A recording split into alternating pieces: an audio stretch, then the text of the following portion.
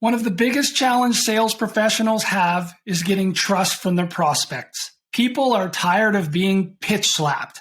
Full credit to Ron Tite on that term. People are exhausted from paying pitch slaps, so we have to elevate the conversation. But we have been pitch slapped a million times, so people don't even want to pick up the phone. Have you experienced that? Well, stick around because I'm going to give you 3 tips and share an example that's going to help you get that individual to pick up the phone or respond to your email.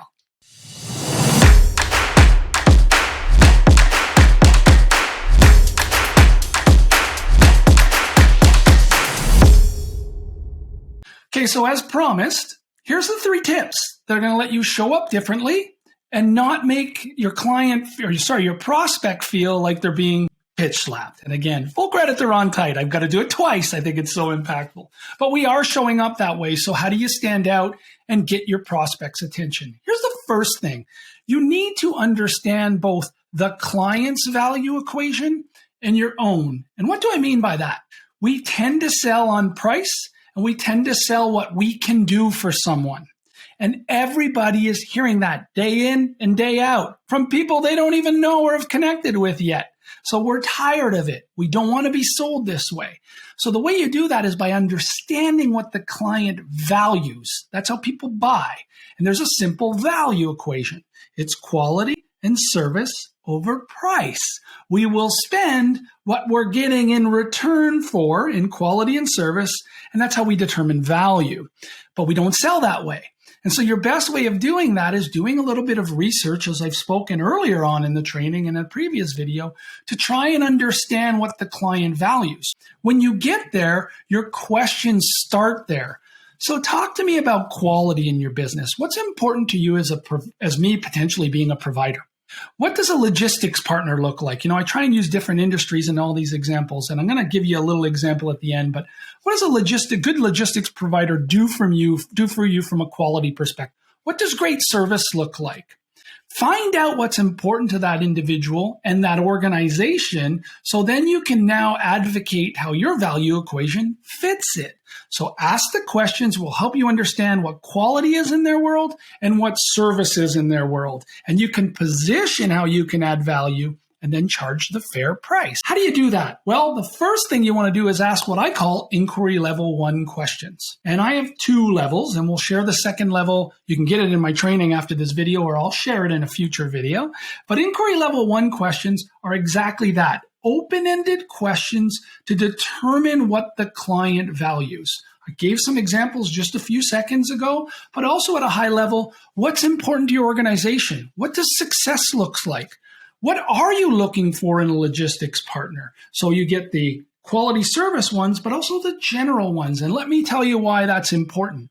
If you can match, again, as I mentioned earlier, to those needs, now you've got someone who's going to pay attention to your pitch and what services you can provide, because you're coming from the position of what's important to them. Pitch me. But that's not how we sell today. We want to tell you exactly what we do and tell you how much it's going to cost. Get aligned with what the client values. The third point that I wanted to share with you is exactly how to advocate that alignment. So here's what you do. When you've asked those questions and you know your value equation, you now paraphrase back what you heard from the client. So, hey, if I heard you correctly, quality in a logistics partner for you looks like someone you can rely on for your scheduling, because you want your trucks there on time at your distribution centers. And quality looks like knowing your product's going to get there safely, it's going to get there on time, and knowing where it is at all time. Let me tell you about our software system. We have a software tracking system in all of our trucks that you will know where your product is within 8 meters at all times. And we give you a link to a website so you can follow that shipment all the way down Highway 401. You can time your deliveries and your staffing accordingly, knowing that if for whatever reason we're 27 minutes late, you've got the latest update and you can plan your staff accordingly. Those are the type of things we do that will match your need for productivity and quality of delivery. So there's an example of where you now advocate your alignment to what they find valuable, and you're speaking their language, not yours. And that's what people want. I don't want your product. I want you to solve my problem. That's what I want as a prospect. I want you to understand me and solve my problem. It is your responsibility to understand me and understand my problem, and then advocate how you can fix it. But again, not the way we sell today, the way we should be selling in the future. So here's a perfect example that will bring all those three things together. I was training an organization who is in the logistics industry, and we were going through all the behaviors in my corporate training. And one of the individuals said, I've got an organization called, we've all heard of. They haven't picked up the phone in 2 years, so I'll try your stuff. We laughed about it as when people first see me, they're a little resistant and, oh God, well, we've never sold this way. And now, but we'll try it. And the gentleman comes back, no word of a lie, on day 2 and says, I have a meeting with. I said, fantastic. How did it happen? He goes, well, I went to their website and I researched that they were really green friendly. They were really actually trying to find green friendly solutions. And I never realized until you brought up the quality and service exercise of how we demonstrate as a trucking company environmental consciousness.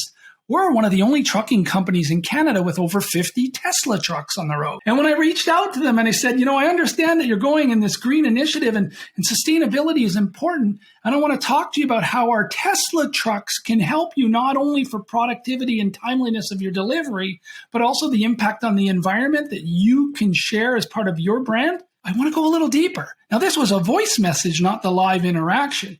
And now you've got $1 million account that you didn't have before. And it all comes from the perspective of researching the client, finding out their quality and service and price equation for value, advocating how you can do it and do it differently than others in this instance, and then moving forward with the sale. That's it. It's as simple as understanding your client by asking open-ended questions, inquiry versus advocacy, the value equation, and matching those things together. That's how you show up different and you please stop pitch slapping your prospects. No one wants to hear it anymore. Do the work to win the work. If you liked what you heard in this video today, I have good news for you. You can go to my online training portal where I have 5 key behaviors in 5 1-hour training sessions, and you can learn all these skills to help you succeed in sales. There's a link attached to this video. Go ahead and click on that and learn more if you want to become an elite salesperson.